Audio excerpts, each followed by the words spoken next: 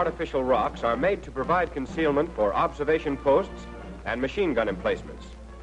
The construction may be organized on a production line basis.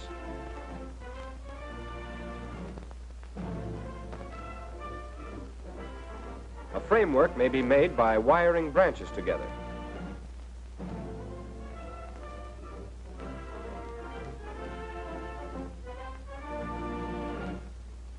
This framework consists of irregularly shaped chicken wire covered with cloth.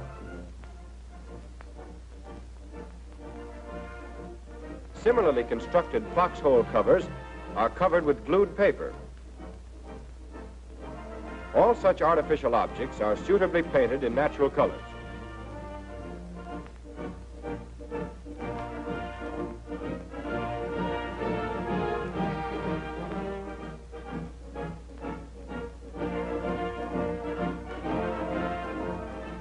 Other frameworks are made of number 10 wire fastened together with number 16 wire. The frameworks are made in various sizes and are covered with pieces of paper dipped in a flour paste or plaster. This technique requires very little material.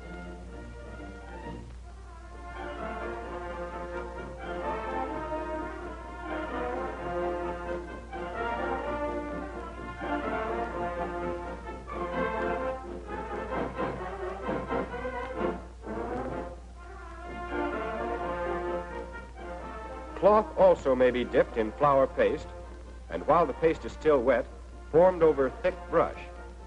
When the paste is dry, the brush is removed, leaving a light but fragile imitation rock. The covered forms are painted in appropriate colors to simulate local rock.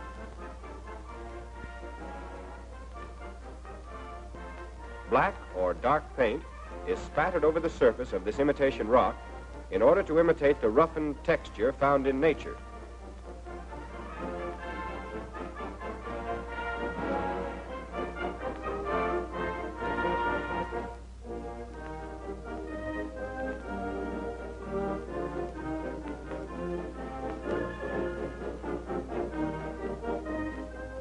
Foxhole covers are made very light and can be easily and rapidly opened, permitting the soldier in the foxhole to go into action quickly.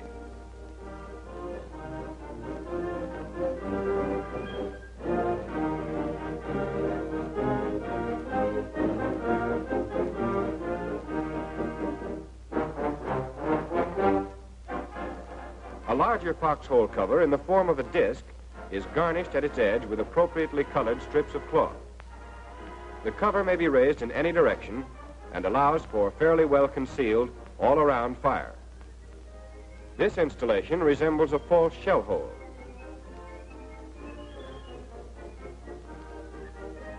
Canvas is used as a foxhole cover. A larger emplacement is covered with a wire framework which supports cloth, bushes, and artificial rocks. Paint and dirt aid in providing appropriate color and texture. A concealed entrance helps to prevent any suspicious-looking form of shadow in the terrain.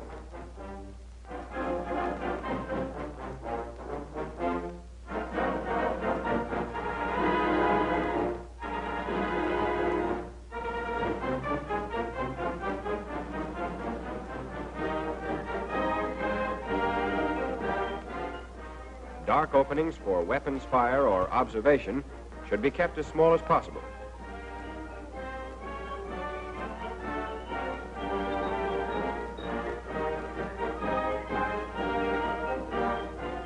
During short halts, vehicles are parked and dispersed amid available natural growth.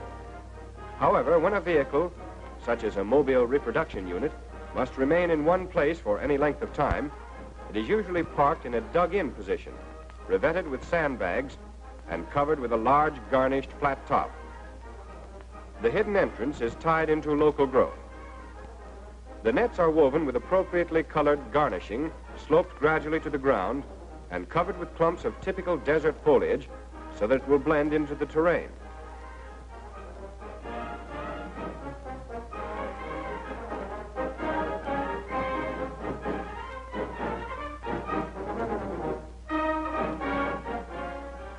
Garnished nets are also used to hide supply dumps as well as vehicles. A low sloping angle helps to avoid a definite shadow, which would invite enemy observation and attack. These nets must also be properly garnished. These men are gathering local deposits of desert and volcanic mud and soil. From such sources come many pigments, useful for making camouflage paints, which will blend with the local terrain. The mud and soil need only be ground up and combined with a suitable binder, such as water, lime, salt, or casein. The resulting paint withstands normal conditions fairly well, but it can be removed when necessary by scrubbing with soap and water.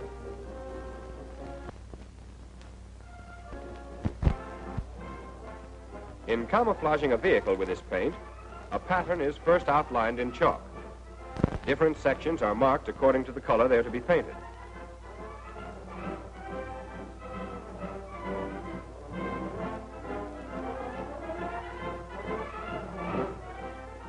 The paint may be applied by hand. In this manner, a certain amount of texture will be obtained. Brushes are also used, whether the paint is made from local natural deposits or is of standard camouflage manufacture. The entire vehicle is covered with a pattern which obscures its regular form, so that it will be difficult to recognize in local terrain. It is not necessary or desirable to match the local terrain exactly, since tactical operations may bring about frequent change of surroundings. Disruptive painting need only blend in general color or tone with the local natural pattern.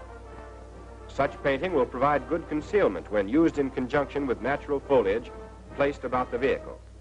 The canvas hood of a vehicle should be removed or rolled up whenever possible, because it casts a very dark shadow which will be easily picked up in most terrain.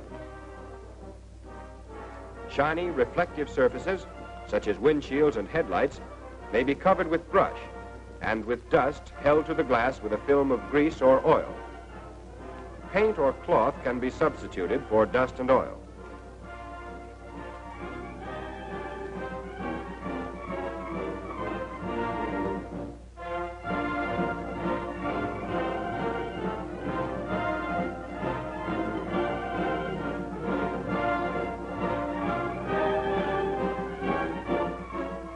Tanks are also painted in patterns which disrupt the form of the vehicles and blend them into local terrain.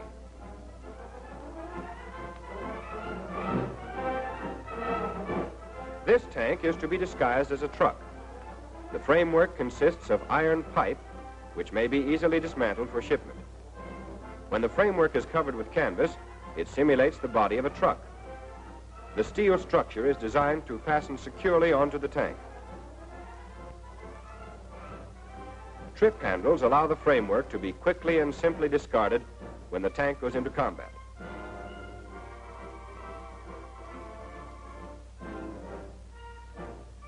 The canvas-covered framework, which simulates a vehicle hood, is also easily removed.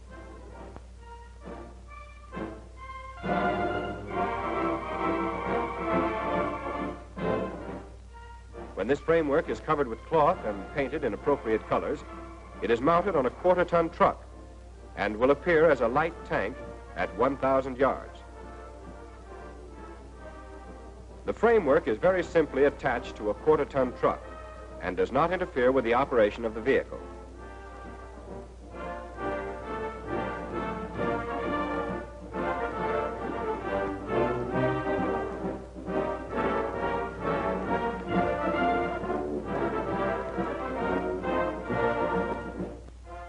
Two brackets are used to connect the front of the framework with the front bumpers of the quarter-ton truck.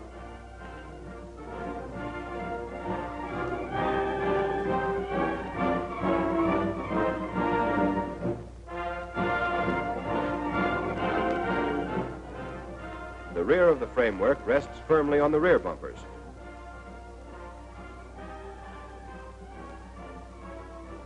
Cloth is used to cover the assembled framework. It is cut beforehand in appropriate shapes and sizes.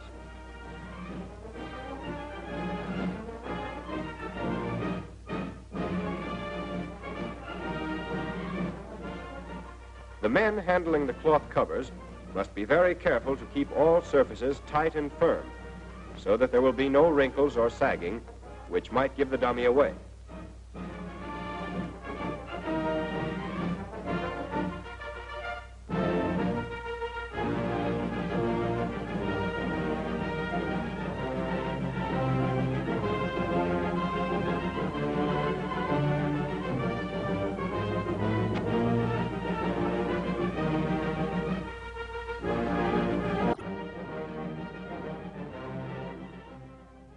The dummy construction is then lifted over the vehicle so as to fit into the proper groove in the brackets and bumpers.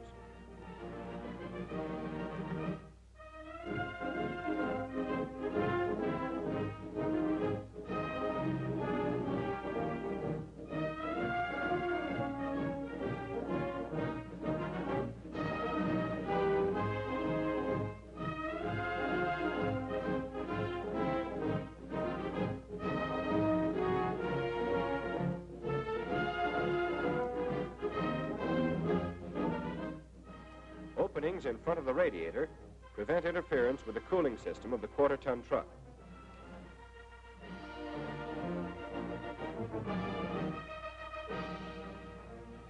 The driver must move the dummy so as to avoid as much as possible a light bouncing movement, which a real tank does not have. From an observation plane, the dummy tanks in motion look real, except for the lack of dust and tracks common to actual tanks. Some form of drag may be towed just behind the dummy in order to create the necessary dust clouds. Dummy tanks are moved more realistically along a concrete highway because real tanks moving on such a hard surface do not make tracks or dust trails such as those in the background. In general, dummy tanks provide a camouflage method of deceiving the enemy as to the intended operations of our troops.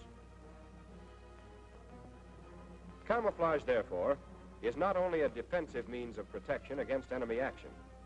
It is, above all, an offensive means of deceiving the enemy with the type, strength, location, and intention of our forces.